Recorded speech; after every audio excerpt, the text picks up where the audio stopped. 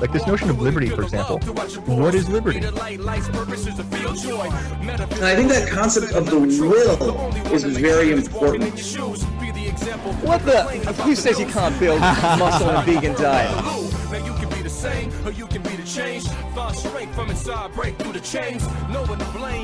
What's it like being a hottie in the vegan community? Bitcoin will not work as digital gold. Engineering, technology, these arts of humanity, they are magic.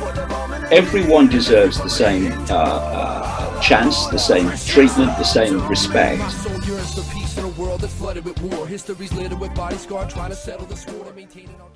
Surya Namaskar, Namaste.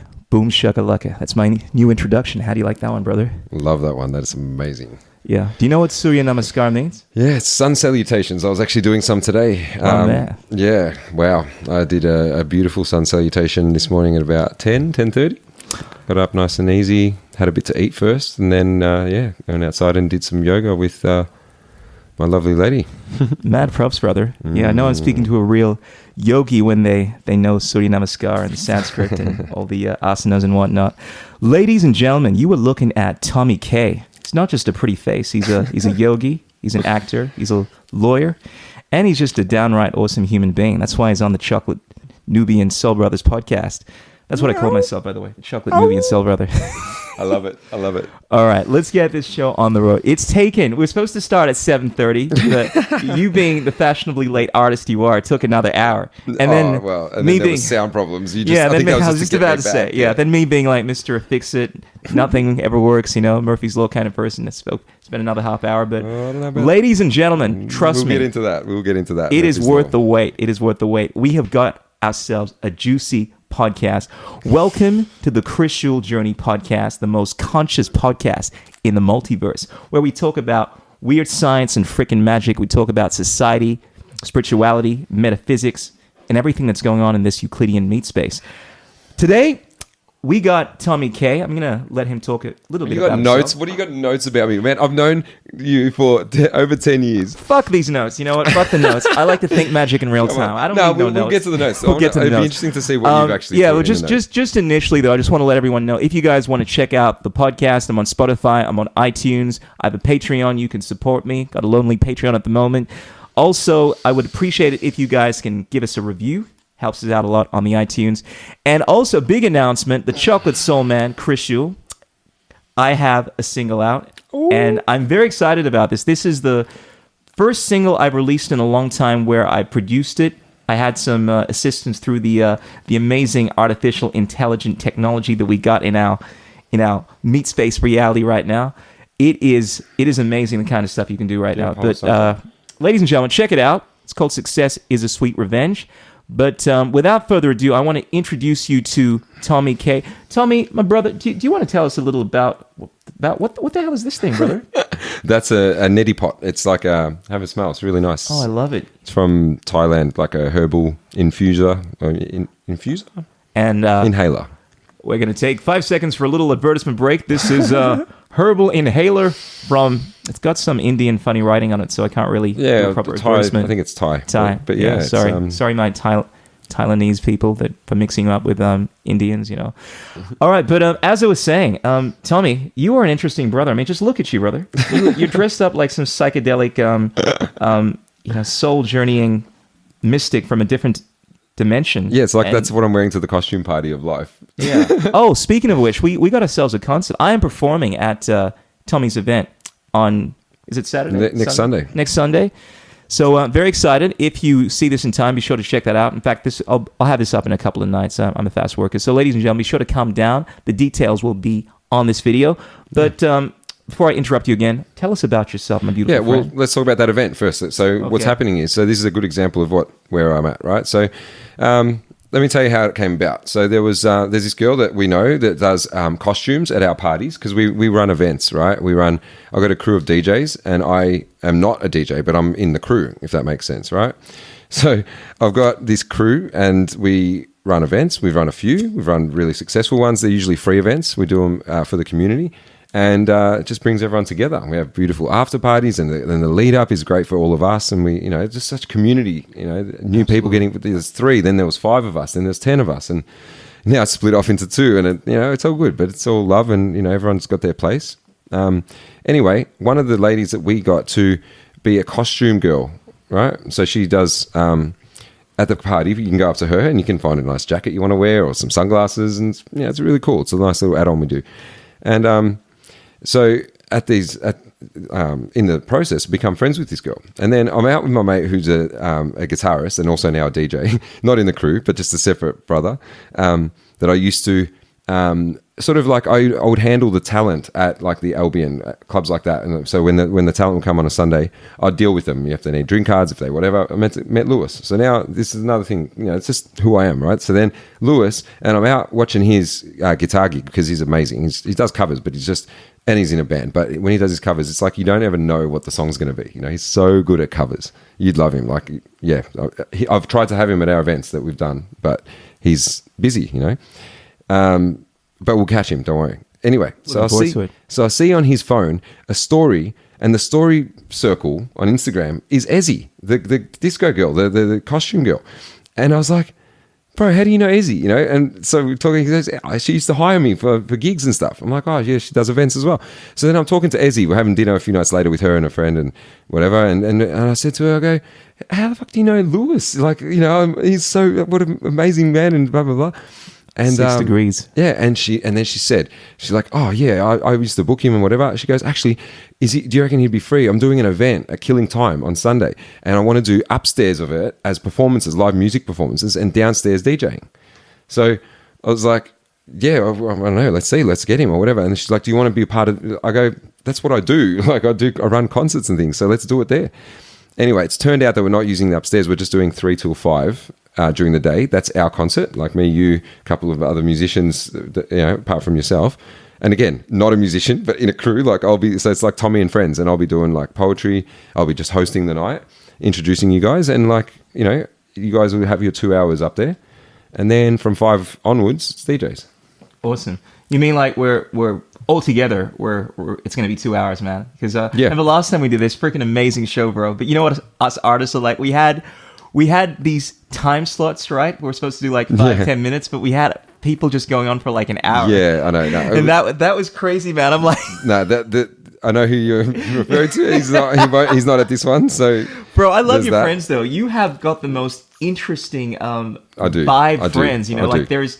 They're very memorable. Yeah. Like I like to think of myself as memorable. You either hate me or like me, but people rarely forget me, right? Mm-hmm. All your friends are much like that. Yeah. That's right. That's why you're my friend. You know what I mean? That's the thing. I can trust that if I put 5 or 6 or or 30 or 100 of my friends in the same room, then I can trust that all's going to be good and they're all going to be awesome together.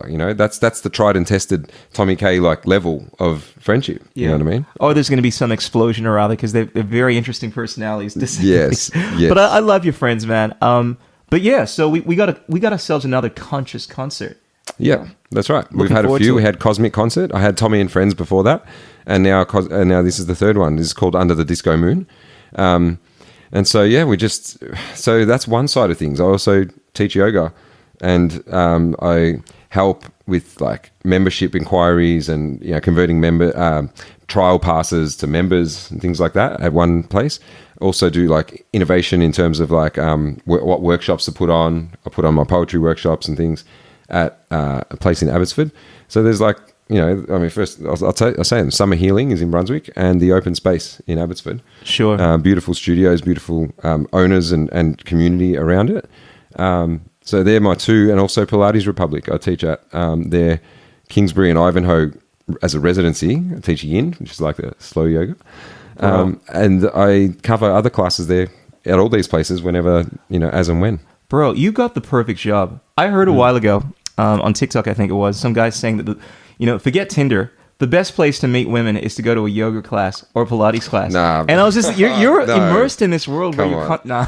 I know. But I'm just thinking, because you do yoga, Pilates, and then you host concerts. You're like, that's true, but it's a bad cliche. I know it's not about that. No, because it does bleed into, and we've seen like males with a bit of a a thing about being able to do that and have that space. You know, that's why I sort of said, "Oh, come on." But I know you're not saying it, but like, it's. Yeah, I actually heard someone say the other day about Tinder and all this. He's this German guy. He's just got here and he wants to like meet people, and looks a bit shy and whatever. And I was like, no, bro, you don't like. I've never used that kind of stuff. It's not about that. You go out and you meet people, you know. And the others are saying, oh, no, it's these days. You know, no one talks to each other on the train. I'm like, when did people talk to each other on the train? Just get over it. Just get out there and talk to people. You don't have to talk to whoever's on the train with you, but you can meet community. And I just have that in droves. Like I go to a party and I hug 100 people. Yeah. And I remember 50 of them, and the other 50, I don't remember them. They might not remember me. We might realize we've never met. Maybe we did the same thing 3 weeks ago at another party.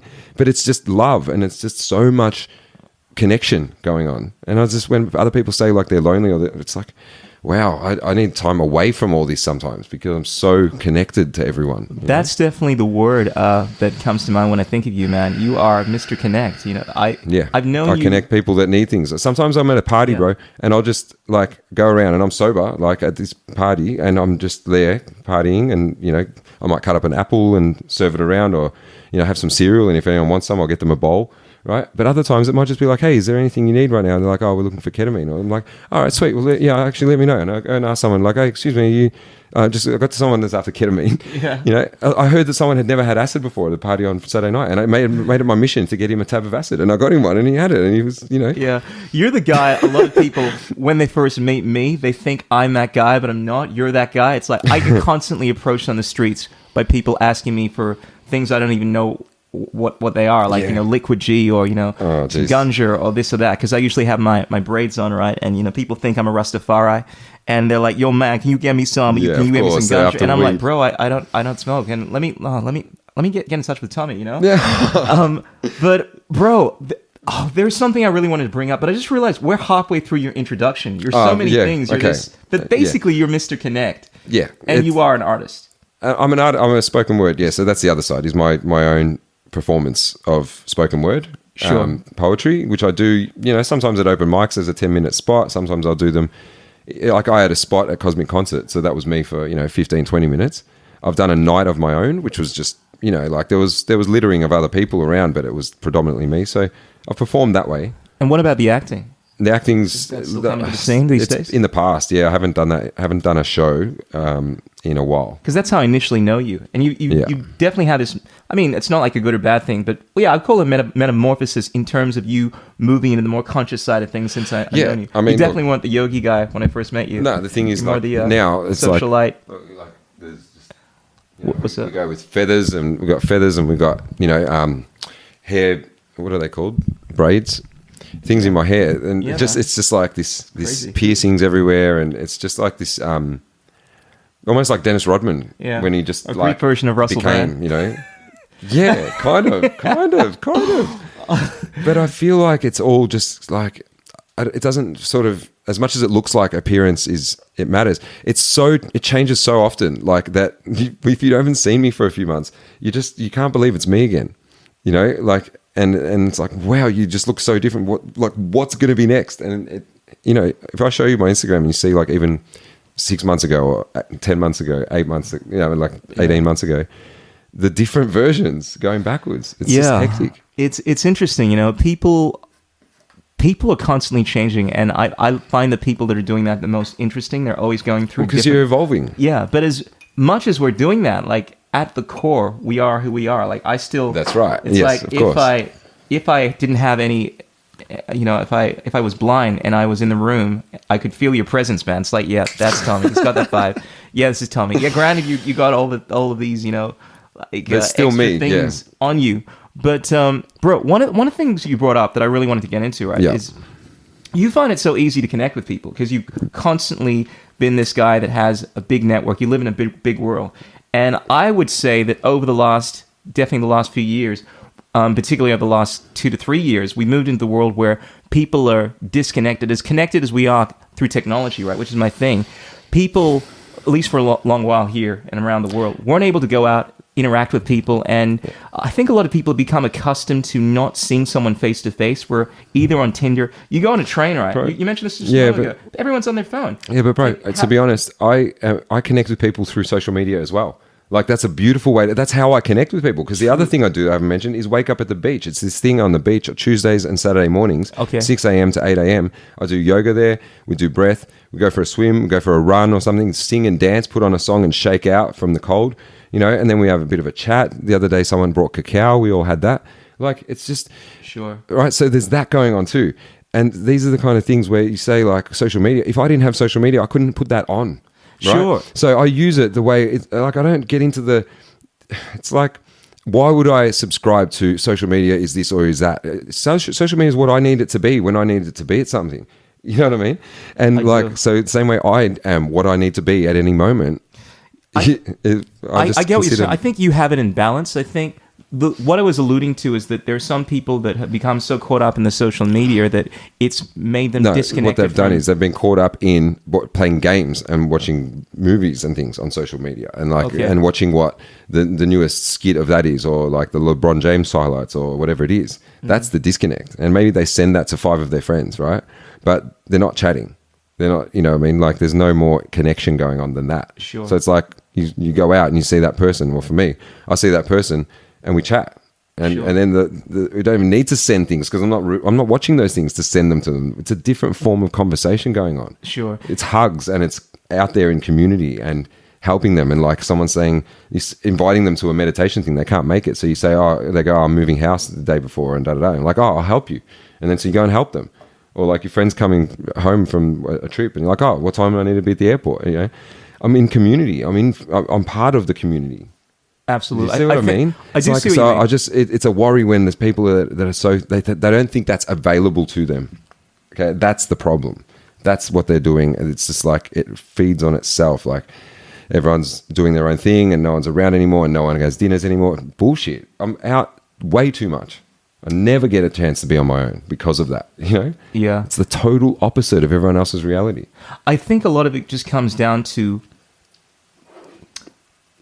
how you use it, you know, and like using drugs, right? There's some people that overuse it and they become dependent on it, consumes their life. They don't have time for anything else, right? But if using in balance, it doesn't take away from you doing all the other things you need to do. Like, for instance, my comparison here is like actually going out and meeting people in person. Because there are some people that get so caught up with technology that they sometimes they get awkward even communicating with people because they've spent so much of their time. They get social anxiety. Social anxiety. So I guess that's what I was alluding to. But you seem to have that. I had social anxiety, and this is probably why I'm talking about it that way, because it's like I know what it's like to feel like that. Right? I was off social media actually for like 2 or 3 years, just on like Facebook Messenger, you know, to keep in touch with people. But I know what that side of it is, the loneliness and the despair and thinking that the world's fucked and that you just, you know, like, you know, you don't really know your place in it. Because I went through huge depression after I kicked like the hard drugs. You know, once I really kicked the hard drugs, it took years to get my serotonin and dopamine levels back to a proper level. And so I was just a shit to live around, to be around, you know, especially for myself. That's crazy, man. Because if you don't mind me mentioning, like the last 2-3 years, I mean, I think that's been quite a storm for a lot of us. And I think you mentioned a while back. I made it what it was, man. That storm showed me how much inner freedom I had. Like, seriously, the second COVID lockdown is when I did my yoga teacher training. When I started finding about the body, I went to the protests. I found like my voice. I did all these things. Oh, man. Yeah, I was on the Spring Street steps. Like, I stayed there for 3 weeks, and I was like, but see, the thing is, I wasn't that big on the COVID shit. I didn't give a fuck. I was raising the vibe. I was putting DJ. I was there organizing gigs and raising the vibe and dancing around, and everyone was tripping out like, oh my God, we're having parties here. I'm like, yeah, of course we are. I'm here. What are we going to do? What else are we going to do? Oh man, you're one of those brothers in St. That's Kilda, it. right? Partying it up. Are you kidding? Yeah. We were, you know, and how did that start? Not from me like saying, I need to go and make parties there. We're there and there's a DJ and I'm talking shit with him and we become mates, and then he's like, what do you reckon we do another? I'm like, yeah, let's bring your speakers, he's like, oh, if only I had this or da-da-da with me. I'm like, bring that tomorrow night. What are you talking about? You know, and then we had a party, and then other DJ's like, hey, do you reckon I could play after them or this and that? I'm like, 100%. And then we got an actual DJ that was like gigging through, even like he wasn't gigging because of lockdown. Yeah. He was there and we had to pay him to be there. But he didn't, you know, he didn't take money. But it's just like, that was like, if you wanted him, you'd have to pay him. And so, but he was like, nah, we're doing this for lockdown. We made it a whole charity sort of event. It's hectic, bro. It was hectic. For a lot of the overseas viewers that don't know, whereas on one side, broadcasted by the mainstream media, Melbourne was in lockdowns and everyone couldn't go out and whatnot.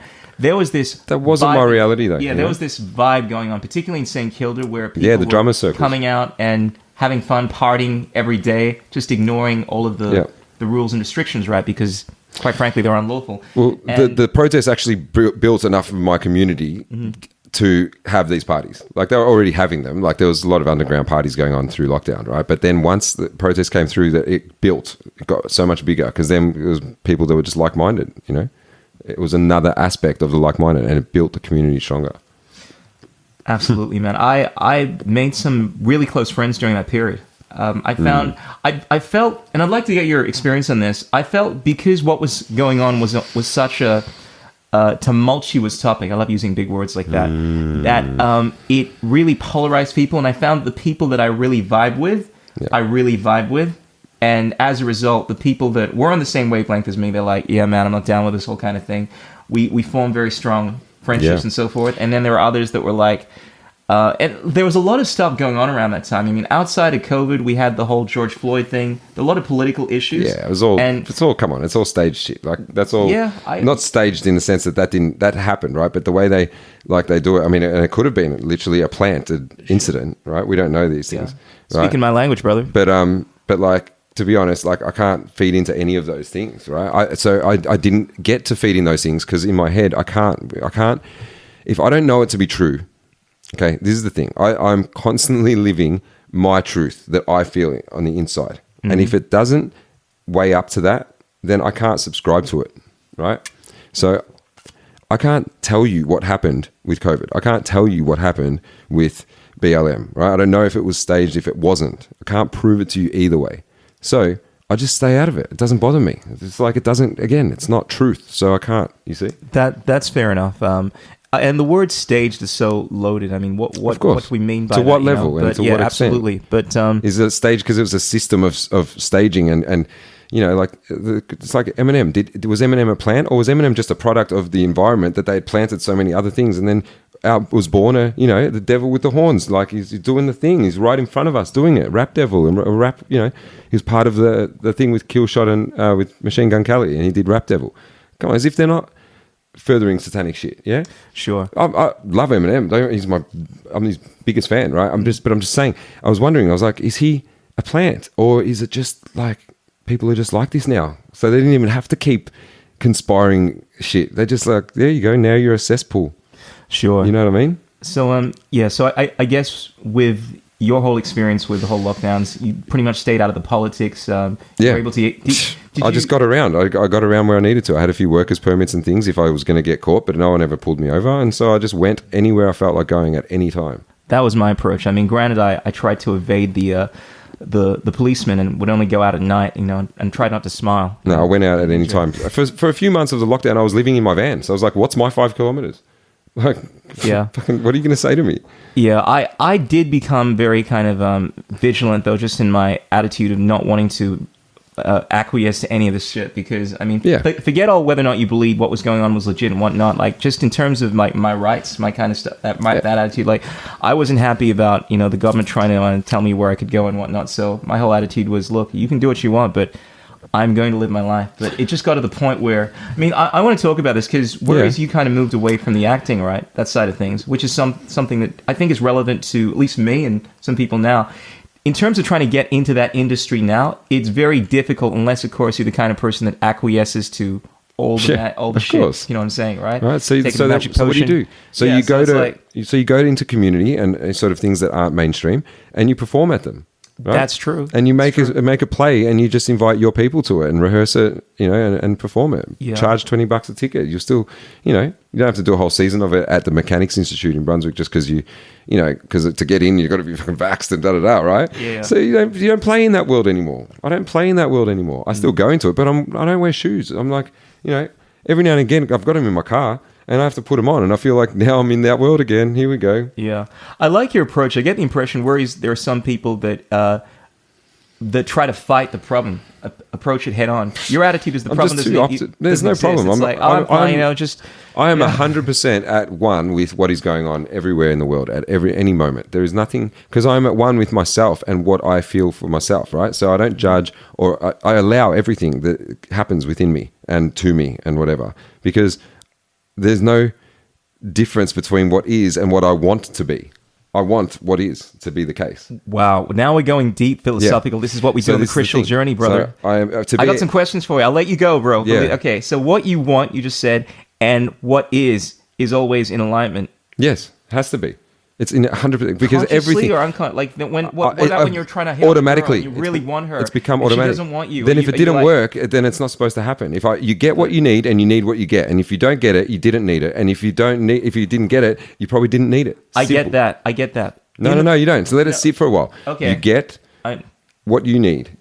I totally. Okay? Yep, understand. And that. you need what you get, and if you don't get it, you didn't need it. I And if you understand that. didn't need it, if you don't feel a need for it, you won't get it. Sure. Okay? I did actually understand that. I'm just saying just to Sure. take a sec, you know? Yeah. Because it's important shit. It is important shit. But here's the thing, though. In terms of what you want consciously, right? Not in terms of what is best for you, right? My best chance of getting it is to stay positive about getting it. Sure. But just in terms of, okay, so I'm trying to think of this within the framework of logical conscious thought, right? Yeah. So not philosophy where everything means everything. Like, if you want something, right? Like, do you ever want something? Like, do you ever consciously want something? Yeah, of course. Yeah, absolutely. Of course. And when what you want is not given, like, basically there's a force. So someone doesn't want to give you what you want. Isn't there misalignment in that instant? What happens there is this. Like, so in that instant, though, all right. So consciously, I want. You want that. You mean you don't want it because Here we go. I want to learn. I want to learn guitar. Okay. Sure. But really, I don't want to learn guitar, because if I wanted to learn guitar, I would have learnt guitar. Instead, I want to learn guitar. And I'm aware of that. And I can let that go, because then I'm like, cool, I just want to learn guitar, but I don't really put any effort towards it. So there's no disappointment. It just is a thing in the world that I do. And it's my father's played, and every time I see someone play, I'm inspired, but just not to the level, because you know what? I'm lazy. I don't make time for things like that. If I wanted to enough, though, sure, I know that I would make the time for it and do it. So that is at kind, perfect ease for me. Do you see? That makes perfect sense. There you go. And you can apply that to absolutely everything. There is a want that you think it's a perceived want. And if you look further into it, it's a different want. And you can alleviate that one easy, because there's no angst in that one. Because the first one was a lie. It was a romanticized version. You know what the problem was? There was, I want to learn guitar, but I really don't spend enough time wanting to practice. So then that's the one. This isn't actually a want. Sure. This is just a perceived romantic, oh, if only I could play guitar. Bullshit. You don't practice enough, bro. Just stop whining. You don't practice enough. So absolutely. If you really wanted you practice enough. So just let it go. Firstly, you're a lazy person, but also there's nothing to worry about anymore. Do you see? Do you see there being a distinction between your higher self and then your conscious, like, in psychology? It's all, you can merge it all. Putting a higher self will pitch you further away from that. Now, not to say that there isn't a higher self, but my higher self and my lower self are in constant alignment and discussion. And usually when I sleep, they probably sleep together and connect and merge, because all of me would be in a nice cocoon, wouldn't it? Well, that's right. Does my higher self not watch over my lower self while it's sleeping? So they've got such a bond. Probably it's sung it to bed probably some nights. You see, that's my relationship between higher self. It's like my beautiful grandmother that I had when I was a kid that was like my mother. You know what I mean? Do you see? I do see. So everything you can make into that, bro. Like everything. Sure. I feel as if that's the aspiration. In fact, the whole idea of... Start it now. No need for an aspiration. But in terms... Okay, so there's this concept, right? Dropping some metaphysical, lyrical, wisdomatic truth bombs right now, right? There's this concept known as the alchemy of opposites, right? This is the alchemical wedding. But that's not... opposite. So the idea here is that what you're talking about, right? Like, let's say yin and yang, all right, left brain, right brain. Yeah, just all go right? to Like, non-dual. You go non-dual straight away. Absolutely. The There's no idea need of is yin to and find, yang. the approach, right, is to actually bring them into Yin is yang and yang is yin. true. Do it that way. But the point I'm trying to make is Yeah, that I know. there is... Sorry, and I'll stop. No, I like the fact that you're Yeah, being, I'm just excited by it. I love this chat. This is what I do. You know, Yeah. I want this to be a philosophical conversation as well. Go, get We'll your into question some out. crazy shit as well. But I was just going to make the point that there's an aspiration where you're trying to reach that state of mind. Like, this is what Zen is. Like, you're in this state where you are one. But Correct. the pursuit is striving to achieve that. Because as a human being, this is how I feel. There is this element of, like there's this element of your mind where you think logically and consciously, and sometimes that conflicts with the emotional, intuitive aspect, right? Where you're like this is about the feminine versus the masculine mind. Like the concept is one is very logical. It's like you logically know that something's not a good idea, but intuitively you're like, you feel it emotionally. So sometimes there's this, the river of transcendence flows where you think with your heart and you feel with your head. This is the idea of the alchemical wedding. You're trying to merge these different ways of thinking into one, and that's the goal. But to be always there, that's looking at this in a That's enlightenment. level. Being always there is enlightenment, right? Absolutely. But what I'm saying is I've got a liberated mind, which is like on the way. It's like I am in the state of enlightenment a lot of the time, right? That's the easiest way to put it. Absolutely. And to me, I look at it as like a Jedi mind trick, like by just saying that you Optimism. are in this state. Correct. Rather than, Makes it so. It makes it so. It does. It does. That makes a lot of sense to me, brother. I feel you. And I'm glad we had this conversational jiu-jitsu session. But that's right, because you're saying like the jewel and the pursuit of that, right? Because we assume that that's something that can only happen to us once we've attained to grey hairs or something, or become fathers, or whatever it is. Like something's going to be the pinnacle thing.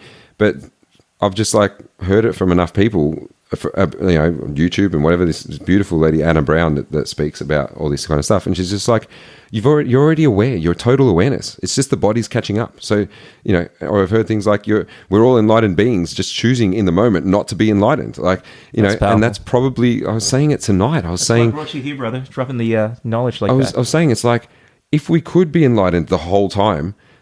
How close is that to when we're in the spirit realm, not being able to experience anything, right? Because we're so level at that moment. Because trust me, I've become more level with things. Like things don't rock my boat as much. If anything, like I enjoy it totally, but it's smoother, right? So if that gets to a point where I'm totally enlightened and nothing even can get me angry anymore because I can just solve it in a second, maybe that'll be boring. Maybe that's why once you get to that point, that's your last sort of life, or that's your last time. Because it's like, okay, well, I guess I've clocked this.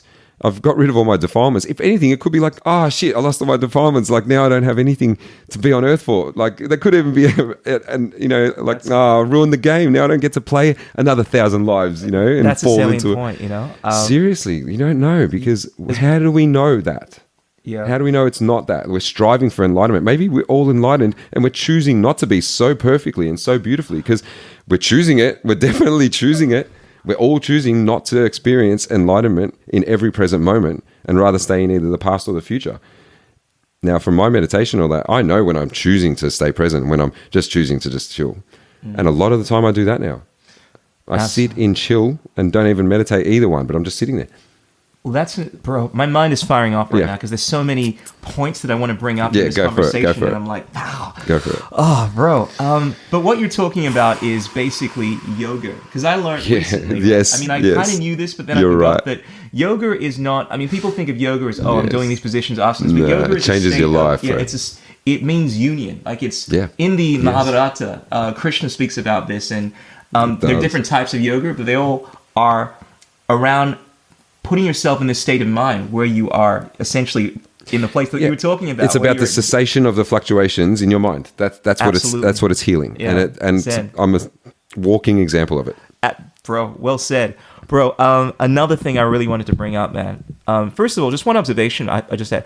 You really got big feet, man. Usually I brag about how show the world how big your feet are. Usually I brag about how big my feet are, all right? They're pretty big. But you have fucking huge feet.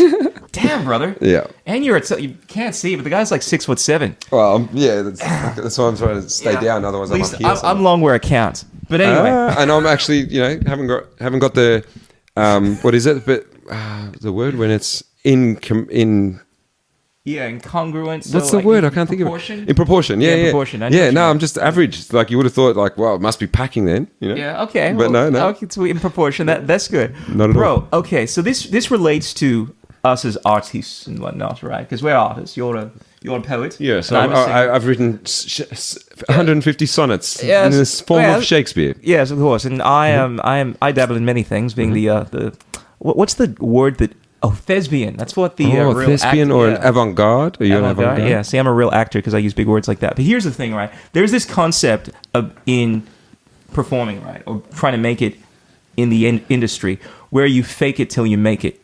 That's what I'm saying. Yeah, I lot think of it that is has a lot of relevance, right? Of course it does. Because there's one approach, because I really get this.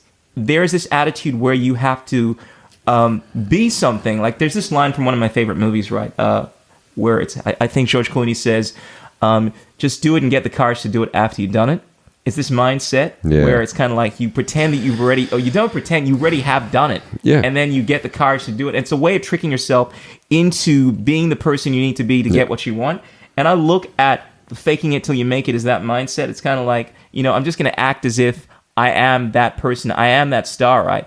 But I think the disconnect happens when you are being disingenuous with yourself, and then you start doing things that, like, for instance, you start selling yourself in the wrong way. It's like, how many people are you going to have at your concert? I'm going to have 1,000. I'm a rock star. And then, the booking agent is expecting that shit, and you're being disingenuous. So there's an element where you have to believe in yourself, right? Yeah. But not to the point where you actually lie to yourself, because the word believe, there's this concept that within the word believe, there's the word lie. It's like, you gotta be that's the thing. authentic. That's too much in the head. Like, I love that. Trust me. I used to write poems all starting with the letter A back when I was on meth. Like, I'd seriously sit there and do that. I was that focused, and I loved. So don't get me wrong. Anytime I hear those things, I'm like, cool. It does have that. And love is evil, and blah blah blah.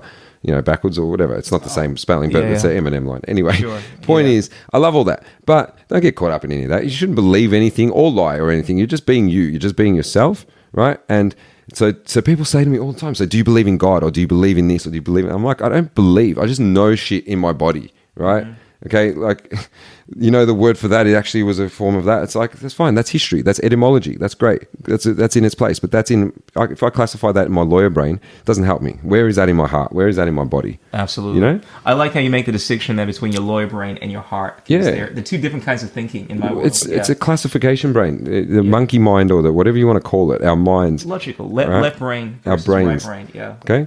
But we need to get down. The biggest journey you'll take, the most arduous journey, is the one from your head to your heart. Absolutely. But once you get there, you can sit there. Yeah. And you still get to use your clever brain, but you're using your heart your heart is the master now.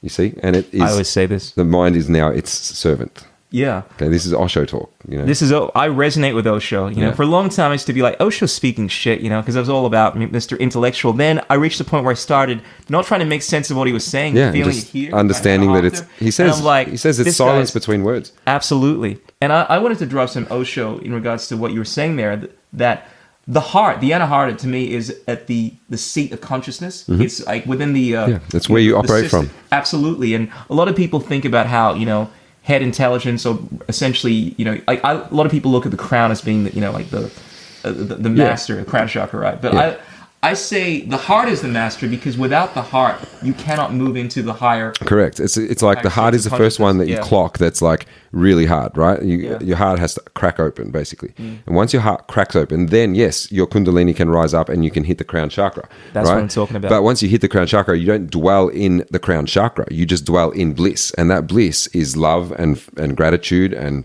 compassion and all those sort of things. So you've come back to the heart. You see? You're not... Yeah. So the crown was used, but then you just, come back, and it's not a decline or a drop down or a demotion. It's just, that's where like you said, that's where universal consciousness comes in. Your heartbeat, your electromagneticness, like it's all energy, but that's the what's the word? Like the incubator or something. Absolutely. Yeah. Dropping some powerful metaphysical, lyrical knowledge right now. That's what I do on the Krishool Journey. But bro, let's get into some technology right now, because one of the things that I've been watching over the last few months, right, affect what we do as artistas. Oh, you're talking about AI? thespians. You know it, brother. Yeah, you know man. it. Oh, I've got a perfect one for you. Yeah, it's beautiful. I would love to get your thought because I've been. All right. So how? Okay. This is the question because I thought about this question. I know that you already know the answer to my question, even though I haven't said it. But I got to at least like say it so people know. Yeah, go for it. Giving thought to this question, right? As an artist, how do you feel about artificial intelligence affecting your ability to do art? Do you think it's going to steal your work? I did because I heard that. And this is what I do. I heard that argument about drawing and how kids aren't going to want to draw anymore because AI can just make pictures for them. Okay.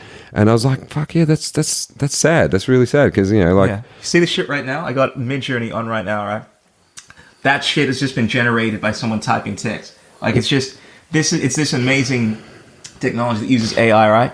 And it just generates images, most incredible images, just by typing ideas. And some of them like real high quality resolution and stuff. And anyway, I don't know. What I do is instead, if I'm just thinking of Shiva, I just write Shiva in and just look at cool pictures of him. Or like if I'm thinking of, the snow, I'll just write in like Alps, like Swiss Alps or something, and just see awesome photos, or Swiss Alps sunset or something. I see amazing photos of that.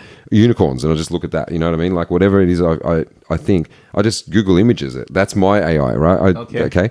But to be honest, the thing I found about this, once I thought about that drawing thing, the next thing that came to me, because again, so what happens is I had that drawing thing, I heard about it. And I didn't make a decision about it, but I was just wondering about it, Okay. And this is what I do. I just sit with something. I don't have to decide. Then the next time it comes up, we're at this girl's house with my mate, and they're loving it. And she's into AI and all this kind of stuff. And I just said, but what about this drawing thing? Like kids aren't going to be drawing anymore and whatever. And they made their comments about it and whatever. Then I showed her a sonnet because I have written 150 sonnets in the form of Shakespeare. Oh, and wow. Yeah, I can read you one. I'll read you one if we get time. I'd love to. But so she said, I'm going to write you a sonnet. Or not me a sonnet, but I'm going to write a sonnet. Let's see how it works. And so next time, she sent it to me like, a few days later. And then when I was at her house, I was going through it and I noticed that it didn't rhyme the right way. It was, so a sonnet is 10 syllables, but it has to go like da-da, da-da, da-da, da-da, da-da. Shall I compare thee to a summer's day? Right? Okay.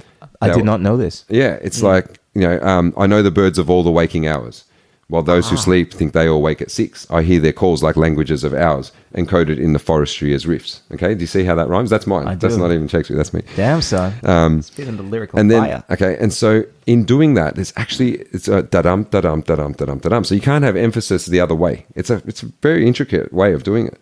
That's how he wrote his plays and everything. Sometimes they didn't rhyme like sonnets do, but that's how he wrote in iambic pentameter. Okay.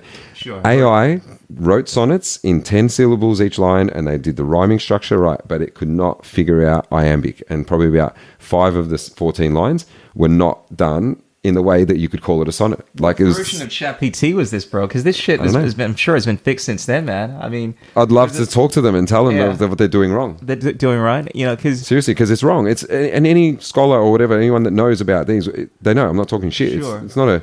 I'm not making this up or being pedantic. I'm not doubting it's you got this literally wrong. the way they have to be written. Like you can't say like to be or not to be. That is the question. You see, they're all written like that.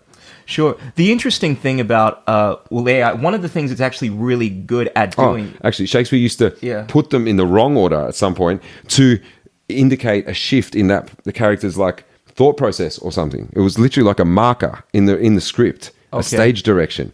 That's how clear it is that you can't use it unless you're choosing to make a statement. But these were just incorrectly used. You see? I would have actually been more impressed by the AI if it went against the rules of iambic pentameter, what's the goal?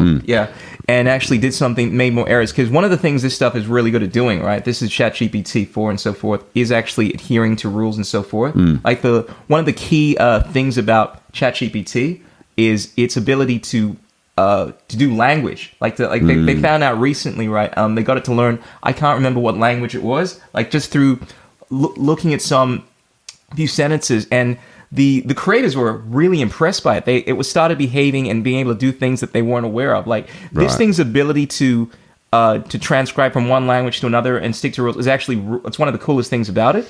But like with anything, I'm sure it makes errors and whatnot. Yeah, but this is actually, like you said, it's probably a good thing that it makes errors because it proves that it's using a system that it wants to figure it out, right? Because if it was just using a verbatim plugin, it means that it's not interested in the answer. It's just plugging in a different kind of algorithm, script, whatever the words are, I don't know. Okay, so it's actually good that this thing happens. So it gets it a bit wrong because it's using an active brain.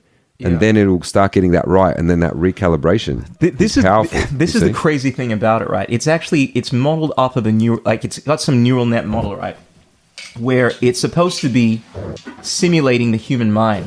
And I'm not going to go deeper than that. But what I get from this is that it's trying to behave like a human mind. So in the same way that human beings, right, are not perfect, you see elements within this thing that reflect consciousness, you know? And this is the thing. I'm always very, very apprehensive about using the word consciousness because... I say it all the time. Yeah, I know, say but in relation like even to with my girl, I'm like, you're so conscious. And things, I want to be conscious about this. And sure, was that conscious when I said that? Back up. Yeah, what I meant was in relation to artificial intelligence, because it's like, how do we even define what is conscious, right? You can't. Yeah, because there's one view that consciousness is within everything, which makes me think, well, is there consciousness within the zeros and ones that make up code? Is there an emergence of awareness that comes from sophistication? Because if everything has consciousness, then perhaps when something becomes sufficiently advanced, right, then it takes on the realm, the veil of sentience. And I don't know. You start looking at that. That's huge, bro. That is that's going to do my head in, because absolutely, I'd like to think that it's that we just anthropomorphize things because we're humans, right? So it means that we can't get our head around the fact that a computer could have a consciousness because we expect it to be human in order to do that. And in the absence of flesh and blood or something, we just don't think it's possible. But it's like the whole earth or the whole universe is an organism, because it's a single-celled blah, blah, blah, that it has the same properties of an organism, but we just don't consider it to be that. But as you are, and as I am, and as the earth is, so is the universe an organism. So is the bee. So is the insect. You see? So it's just like that in that sense, I say, yeah, it could have consciousness. But for it to become something else, and then say, for instance, to be able to tap into cosmic universal consciousness of like the Akashic records and karma, have its own karma, I'm not sure. Can it have its own karma? And its own journey of a soul? There you go. Has it got a soul? Absolutely. That's my question to you. These are the concepts that I think like about. I answered your question with a question, which is, does it have a soul? Damn, I was not you see, I wasn't expecting this kind of level of conversation. I know, bro. I was expecting art and whatnot, bro. This is some deep shit. This is the shit that's important. Yeah. You know? Like, I'll tell you the rest. I've been a lawyer in the past too. Robs me of my soul. I'd love to be able to help more people in the law field, but I just can't.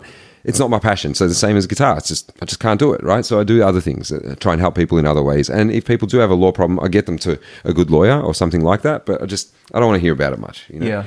Then there's acting that's gone. I've done promo. I've done all these other things. So just basically, I'm 39 and I've lived 1,000 lives in my own time on this earth, like this time, it feels like. Yeah. So that's, anyway, so that's where... I certainly see that. Intro done. Since okay? Intro done. We're 3/4 into the podcast, and your intro, that was just 46-minute intro. But bro, you know, you got me thinking, just in terms of what you were saying about being a lawyer, right? This is all connected. Because you know, one of the things here is so we got that question. Does it have a soul? Yeah, that was doesn't have question. a soul. This is some random point. One of the things I found really fascinating, right? This just in regards to how fast this consciousness called AI is evolving, is the improvement. When this thing was first launched, right? Like shortly after, it was able to take some kind of bar exam, all right? And it passed this. Whoa. Now, it scored within, I can't remember what the score was, but it was more on the lower end of people that passed the bar, right? Yeah. Now, recently, this is about a little over a month ago, it retook it. So this is, several months later. Studied more, and it got within the top percentile of this thing. So this thing was able to take the bar, ChatGPT, and actually get within the top percentage of people that actually passed that. And this is within the space of 3 months. Now, you have a look at how fast this technology is progressing, and we are at what we call, I would call the technological singularity, where there's this exponential growth. Because I'm just watching some of the stuff that's come out. I mean, there's this thing called Midjourney, right, which all of the artists, all the graphic designers are going crazy about it in terms of what it can do. And when this thing first launched, I mean, it was freaking amazing. And now they're up to Midjourney 5, 6. I think this is the 6th version. And it's doing stuff that is, I mean, we got near photorealistic images now being generated with this AI technology. Why do you, okay, what's the point? What's the thing with the soul? Well, it's just in terms of how fast this thing is growing, like it's getting better. And I guess the thing if anything, here is to me, that's how this concerning. can affect humanity. It's concerning because it is going to affect humanity, and that's the thing, right? Because no one's ascended enough to see it for what it is, which is just like another distraction. It's just more distraction, bro. You say it's a distraction, but how? What if it's whatever the thing is, whatever it is that we are, what we do, like allowing us to. Pretty much, it's this. Whatever the thing is that you are talking about with everyone at that time, that is media giving you something to talk about at that time. I'm not sure how that relates to artificial We're talking about intelligence. AI all the time now because ChatGPT or whatever is coming and all this stuff, right? Yeah. And so now that's become part of the mainstream vernacular, and people are now fearing it because really, Sure. what your question becomes I'm not fearing it. No, but the questions around this, and maybe you're not, Sure. but well, either way, if you're fearing it or you're loving it and expecting it and can't wait for it to come through and you're excited about it, that means that they've got you. They've either got you with fear or excitement. Okay, but they've got you. Now you're subscribed to what's going on. Okay? The only thing I'm subscribed to is an efflorescence of consciousness, wanting to grow and get better at things. It's all that I within do. you. You don't need to. I I don't need anything on a computer screen. I don't need Sure. to ever see a computer screen ever again. What- I have what- got everything I need right here inside. Sure. Did you see? How do you feel about books? How do you feel about anything within this? Within the I don't read the much outer either. world? I actually, Sorry, you my don't? yoga training that I did, the teacher training. Okay. And now I teach. But like my study, like a yogi should be doing a lot of self-study. Like my girl, she's always got her books out and she has a read, and she's done like 10 Hare Krishna village. Like she's done her yoga teacher training. She teaches, right? And she's still reading and still learning the Sanskrit for things and blah, blah, blah. I don't do any of that. I think I get where you're coming from. Yeah. Are you familiar with the phrase to live in the world but to not be of it? Yes, exactly. That's from Conversations with God. Absolutely. That's the balance. Because on one hand, I think correct me if I'm wrong, like your approach to this is I don't need anything within the physical world because I'm completely sufficient. Exactly. Right? I'm not attached. I'm My attached to approach nothing. my approach is kind of like there are goals in my conscious mind that I want to achieve in this world. And I'll speak from experience. And I'll tell you what, that's why you've done 100 podcasts already, you know? No, seriously, because you're driven so you get things done that way. Sure. I've done 3 concerts and they've been lackluster, but hey, we had fun. Absolutely. Because that's all my output is, but it's my output. This is so relevant, man, to what I talk about a lot on this podcast. Because have you heard of one of my favorite book? Just so you know, this is relevant. Is The War of Art, not to be confused with The Art of War. No, I haven't heard The War of Art. I heard that first recommended probably 10 years ago on Joe Rogan's podcast. He was talking about how John Mayer, recommended the book or something like that, and then Joe Rogan started promoting this thing, and he was constantly talking about this thing, this book, right? About it's the approach to doing art, creating work, and there are some people that have this mindset where, like, when you're creating art, you want to create something that's going to be received by the masses, that's going to achieve a particular result, as opposed to working from a place of detachment where you are doing it because you love doing it. And this is the mindset of the artist in the War of Art. Like, let me tell you, that's a perfect thing to say about this, right? Sure. So the other day, I was at Ceres, is an environmental park, just a beautiful park that I, actually met these people that I was there with. They're like, she's like my sister. She's 14, and her mum, who's like a bit older than me, and we're just, not intimate. We're just like, I'm like the uncle to the family, Sure. She's got 3 kids, and so we were there at the park, and I drew this thing. I just drew, like, we were just playing with her texters, my texters and her pencils, and, I had my scrapbook in the car. So I'm like, I got my scrapbook, I'll go get it, and so we were drawing stuff. And I drew this, here it is. All right, see that butterfly there? That's beautiful. See that butterfly and some flowers? All right. Let's see if we can show that.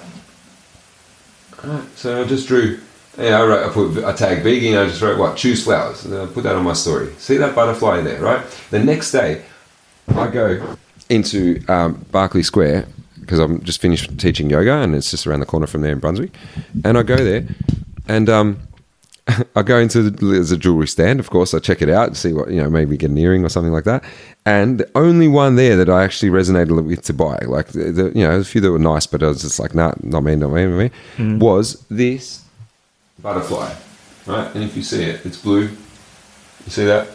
Yeah, man. So, yeah. That was the next morning, right? The next morning I see that and I buy that and I put it on. And I went to see my friends and I'd drawn the butterfly with them. I'm like, yo, so much just happened, bro. I got it. Yeah. About the muffin thing. All right. And showed them, so like that's how my world's existing at the moment. You see that, like, how can I want for anything different? Like I drew the thing into existence and then now it's on my ear. Like soon, there'll be another thing about butterflies, or there's turtles, or I've got a turtle tattoo and my friend buys me this turtle and it's so beautiful and now I have him around with me, and so he's bringing me stuff, and Absolutely, it's just and someone's going to see it and be like, oh, is that a turtle? That's so cool. And then I'll have an interaction with them and it's beautiful, and it's totally organic. Do you understand? I do, and that's the attitude within the war of art. Like to be working for, it's called being a hack anytime you are working towards a particular goal. Like you're doing something because you want a response from it. Like in psychology, you call this telic versus paratelic. Like when you're in a state where you're just in the moment, you're not thinking about what's going to happen, you're just enjoying it. Like a martial artist that isn't thinking about what their opponent is going to do, is just responding without knowing. Yes. Or someone that flow. is playful. Yeah, flow state. That's in flow state you don't want for anything. In flow state Absolutely. you want for everything, but you get what you get and you love that. I totally. That's what you want for in flow state. For things to just go as flowy as they can. Sure. And they do. And that's what I love about you, brother. You are in so much flow, so much what I'd call the art of the path of the artist, right? Yeah. Because you're in this very ripe and intuitive state that you don't feel any kind of need to want things. You're constant. And I'm at this place where I'm trying to balance these things because there's certain goals that I want to achieve, and I'm not at the place where I feel like whatever happens is fine. Like there are things that happen in this world that do. Anyone that has been listening to my podcast knows that I have a chip in my shoulder when it comes to the shit that's been going on in the last few years. And I don't want to argue with anyone about it. I get that because I'll be projecting some kind of fear or something onto it. Yeah. The trick though is that by not. I mean, the tricky thing. Just I felt like I had to mention this is that by not. Standing up against things, I'm a big fan of Martin Luther King and all that kind of stuff. And I got to let all that go, bro, because you're going to say by not standing up for things aren't going to change. I don't need things to change. As they are is perfect. You see what I mean? The whole world, the whole universe, as it all is. You can say there's fear and there's greed and there's sadness and there's poverty and all that, but I just see love and beauty and people that are going on their karmic journeys. And that's what they've chosen. That's the group consciousness has now put itself in a place where we are at forces that are satanic, and they are leading the universe. It's like people go, oh, nature's so beautiful, and then humans come along and ruin it. I'm like, no, that's nature. Nature is that a specimen within the world is ruining it. That is nature. And you better get cool with that because that's where we're at. Okay, we might have been in a utopia at some point and we would have been cool with that. But I bet you wouldn't have been because you're not cool with this. No one's cool with anything. You got to get cool with it all. Everyone does. And that's when the things will start to change, right? You got to accept things beautifully as they are, or else, like you say, do I want for anything, right? I was going to tell you. Sure. Do I want for anything? Do I want wake up at the beach to become more than, like there was 3 people on Saturday. Do I want it to be 30? Do I want it to be 300? Sure.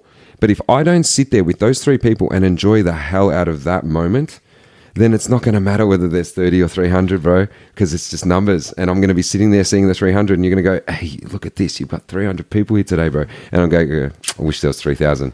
Well said. Do you see? And I'm not going to appreciate any of it. Spoken like a yogi. Spoken like a yogi, brother. Let me ask you this, because this came to my mind when I was hearing you talk about this, which is a common theme that runs through my mind. How would you describe the human condition, life, everything that we're experiencing in one word? We're just humans. In one word. Sad. Because for the most part, it's sad. Yeah, this girl I was dating some time back, she mentioned the word more. I'll tell you why it's sad. Which is sad. Let me just say this. It's because we're never satisfied with what we have. And that's what's sad. What's sad. That's what leads to all the problems, right? That's right. And that's what I got from what you're saying. When you're in a state of yoga, right, union, you're not in the state of want. You're in a state of perfect harmony. Correct. Would I be? Yeah. Yeah. You're in a full acceptance of what will come, what has come, what's come before you, and you're actually in full gratitude for it all too. Absolutely. Literally, like it oozes from you. Yeah. But right now, I would say that you are in a super awesome, beyond yogic state, because you're in love, right? And I'm in love too. And I'm in love. Seriously. And yeah, even without being in love, I've said to mates recently, like, so just so you know, if anything was to happen to me, just know that I've like, you know, I'm in an absolutely beautiful place. And I don't even know why I'm saying it, but just so you know, like if anything was to happen down the line, just know that I got there, you know, got to where I was always trying to get to. But yes, I'm in love. Absolutely. Oh my goodness. And, you know, it's about the universe giving you what you know, like what you need when at the time that you can handle it or whatever. Absolutely. Because, you know, she's full on and she's this amazing being and this like just such a beautiful presence and powerful and all this kind of stuff. And to make me go like, who, me? Like, but then it's like, fucking oath, me. Like, of course, look what you are too, you know? And so it's this perfect union where we're just not getting carried away or anything, but just also getting totally carried away in it. But it's like, it's fine. You know, it's so conscious and so communicative and flowy and free feeling. That, you know, that's perfect, man. All at once. It's ridiculous. How did you feel when you first met this person that you love? Like when you first met her, what was the sensation that overcame you? Like, oh well, because we weren't intimate in that sense, like, you know, like whatever, like as in to see that there's something to be, you know, sure, for her to be my girl. For months, like we just sort of saw each other from afar and whatever. But I just had a beautiful appreciation for her. I just thought she was an amazing, you know, amazing, flowing, lovely girl. She dances beautifully and she's just kind and friendly and she's a yogi and we had talked about that kind of stuff. And I just, but I hadn't had any intention of like trying to seek to covet that or anything. I just didn't even think she was for me. I just thought she was just beautiful. Yeah. Because I don't go there with all that anymore with it, like aiming to, you know. That's the perfect yogic answer. Because what I thought, I read this passage just a while ago that when you meet the person that is for you, right, the feeling that you have is a feeling of calm rather than a feeling of nervousness. And like, you know how you get anxious sometimes when you're around it? And it was powerful. So much calm. Because there's so much calm. It's like, you know, that's the yogic state. It's like, you know, it is right as opposed to like all this kind of like... Right. There is so much calm, but there's also so much mania. Like we're both manic. Right, but we also have the calm. It's like, I'm telling you, it's like a. So yeah, you do feel calm though, definitely. Like as in when she took my hand, like because that's what happened. She kind of took my hand, like, and I was like, oh, okay, maybe she's. And then we end up like crossing fingers, and it's like, oh, hang on a second. Well, no, she doesn't. Surely she's flowy and friendly and whatever. But she doesn't do this with. You know, does she do this with everyone? You know, what's going on here? Yeah, and but so there was apprehension in that sense, but not much. It was more like once I actually knew that she was like returning the. Or, you know, wanting to return, wanting something reciprocated. And I was almost called to action by it. And I was like, well, of course, because if you're, I mean, look at you, look who you are. Of course, I already have such appreciation for you. If you find me in any way like attractive, well, then, you know, my answer was 100% a yes in that sense. But I was called to it. So I guess there was a bit of apprehension until I realized if it was true or not. But then once it's like, oh, so are you happy that Desi likes you? It's kind of like, I don't know. I hadn't considered that. And so there was apprehension there. And then once I was like, well, yeah, and I noticed that it was a mutual thing, that happened pretty quick. So there wasn't another time for me to be like, oh, please, I hope that it's actually true, because it was confirmed quite quickly.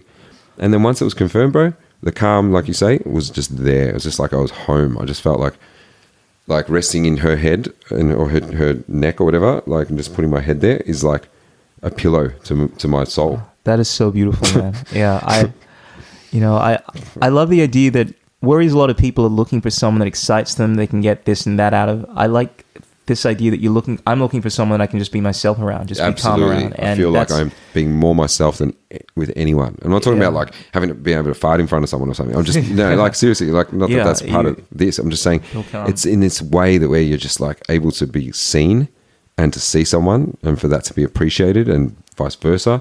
You know, absolutely. Just with like because the communication's so good, you just know that the seeing is happening in a good way.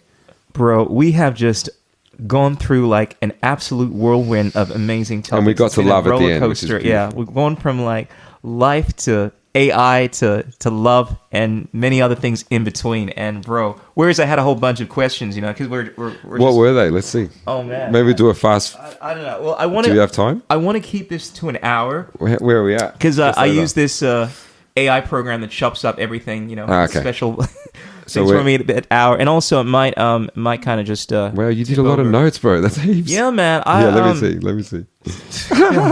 Bro, I think I covered most of this stuff. You know, I think I had some silly stuff. How do people get a hold of you? Love the work you're doing. That's a good way to finish. Oh yeah, that's what I wanted to mention. In fact, let's skip everything else, bro. How do people get a hold of you, brother? The best way is to just add me on Instagram, Tommy TK. So Tommy TKAY. I'll put the links below. Tommy K, you are a scholar.